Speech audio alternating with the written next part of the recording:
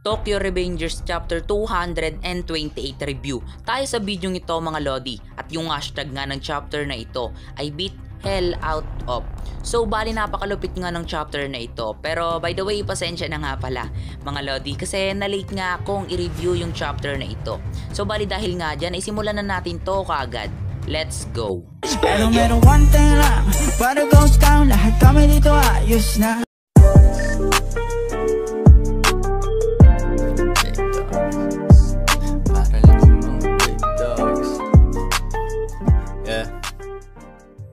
So, bali nag-umpisa nga yung chapter na ito sa continuations ng nangyari sa last chapter. So, bali sa chapter ngang iyon na ipinakita nga sa atin doon yung backstory ni Sao Terrano, which is yung malungkot niyang nakaraan. Kung paano siya napunta sa Japan at kung paano niya nabuo yung Rokohara Tandai. At syempre nalaman nga din natin dito kung gaano talaga kalakas si Sao Terrano. Bali sa unang panel nga ng chapter na ito ay nagaganap pa nga rin dito yung laban sa pagitan ng tatlong makapangyarihan, ang Brahman Gang, Rokohara Tandai at Kanto Manji Gang.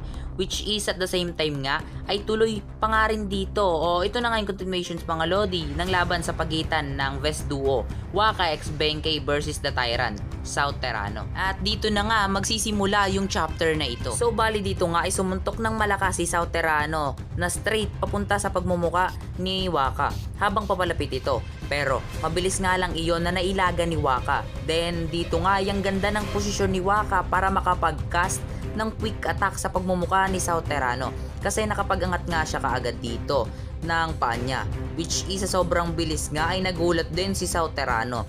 Then ito na nga, gaya ng inaasahan na ibato niya nga kaagad yung sipa niya sa pagmumuka ni Sao Terrano ng napakabilis. At hindi pa nga doon nagtatapos kasi habang nasa hangin pa nga dito si Waka at hindi pa sumasayad yung paa niya sa lupa ay nakapag-cast nga ulit ito ng isang real quick na tadyak sa pagmumuka ni Sao Terrano.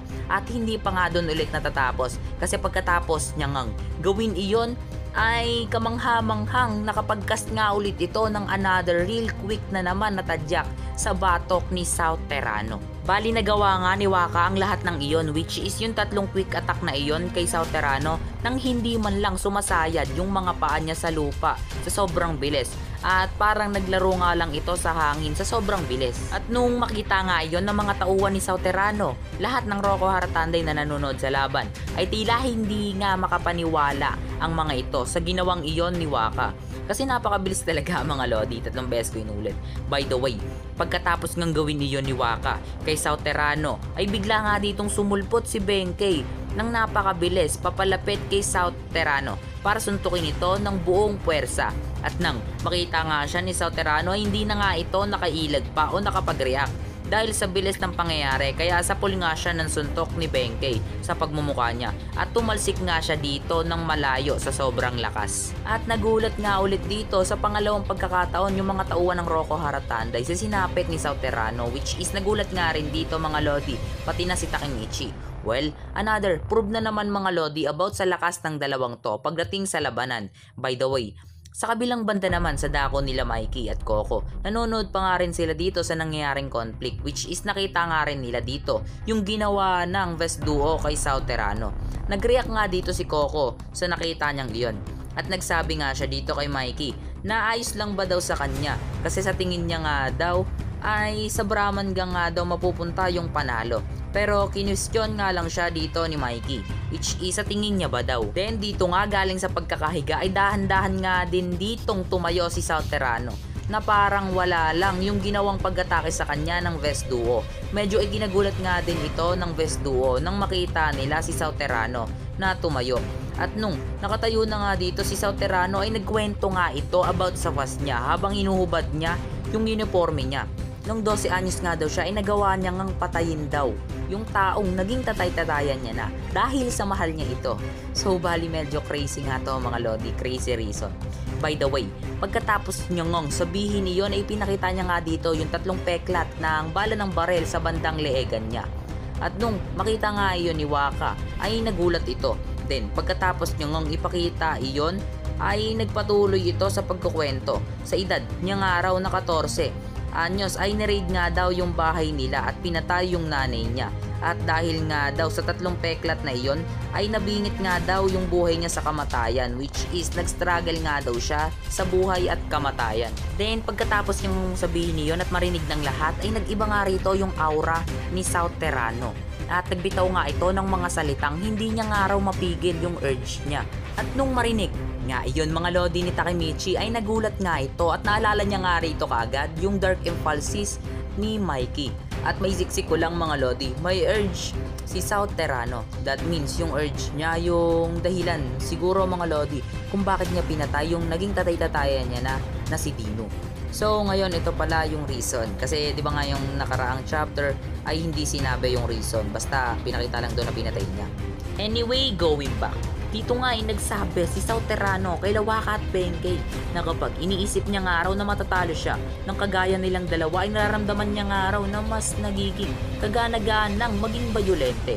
Then, pagkatapos niyo ngang sabihin niyon, ibigla nga siya ditong naging super aggressive at kaagad niya ngang binugbog dito si Waka at Benkei ng sabay, which is umatake na nga yung urge niya. Kita naman sa panel na to. Napakalimaw rito ni South Terrano mga lodi.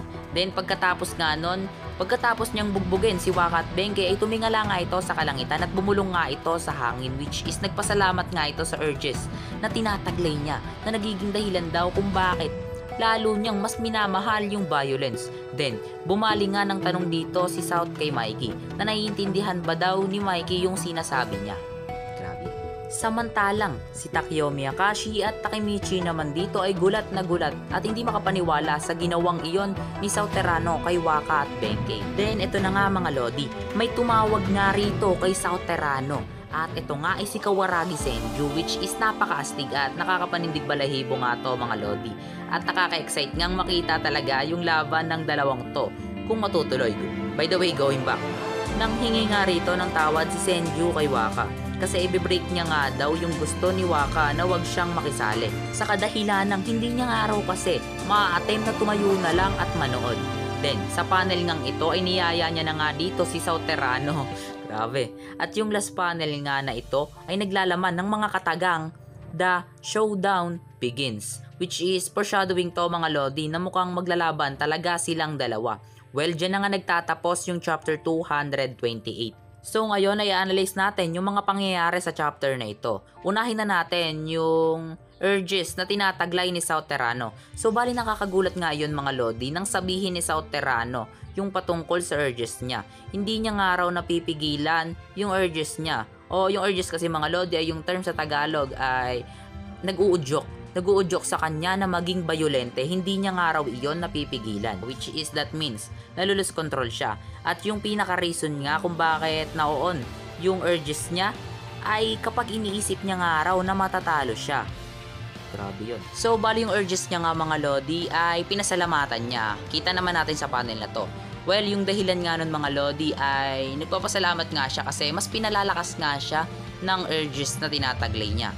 At mas minahal niya nga daw yung violence dahil sa urges. That means, tanggap niya yung urges niya at nagpapasalamat talaga siya dito. Kasi nakakuha siya ng advantage. Like, mas lumalakas siya. So, bali yung nakonclude ko nga rito mga lodi ay same sila ni Mikey na may urge. Pero, yung kay Mikey kasi mga lodi dark impulsivity na at yung reason naman ng kay Mikey ay kapag namamatayan siya ay doon na nga umaatake yung sakit niya. Gusto ni South Terrano mga lodi yung epekto ng urges niya samantalang si Mikey naman mga lodi ay hindi niya gusto ito. So by the way may iba naman tayo. Yung about naman sa best duo na si Waka at Benkei. Mga lodi, napakalakas nila. Pero I think hindi talaga nila kaya si South Terrano which is kita naman natin sa chapter na ito. That means hindi rin nila kaya si Mikey. At may dagdag ko pa mga lodi bago tayo magtapos. The Unmatched Kawaragi Senju versus the Unparalleled South. So bali, kung tatagalogin nga mga lodi yung mga bansag nila ay same point lang. Kaya talaga namang napakabangis talaga ng labang magaganap sa pagitan nilang dalawa.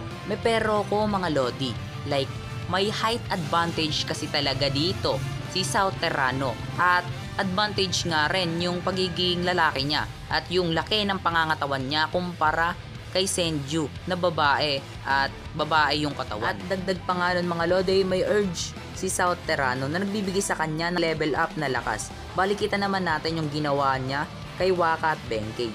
Kaya malaki talaga mga lodi yung advantage ni Sauterano kapag naglaban sila. Pero tignan na lang natin mga lodi kasi remember din naman na isa sa Diyos ng Tokyo si Kawaragi Senju, kahilera ni Manjiro Sano aka Mikey at Sauterano the Unparalleled Self. Kaya abangan na lang talaga natin mga lodi yung mga susunod na chapter. Tignan na lang natin yung mga mangyayari doon. Pero may prediction nga ako mga lodi na medyo basag talaga. I think bago sila ni Sauterano magsimulang maglaban ay dito na darating yung mga pulis na magpapahinto sa nagaganap na conflict. Like, yun, maulo talaga yung laban nila ni Sauterano at Kawaragi Senju. So, bali sa tingin ko lang naman. So, bali announce ko lang mga lodi. Nagbabalik na po yung shoutout natin. Kaya kung sino po yung may mga gustong magpa-shoutout dyan sa next video ay comment down below na kagad mga lodi. So, bali dito na to nagtatapos. Comment down below your thoughts about sa chapter na ito. Baby boy, peace out.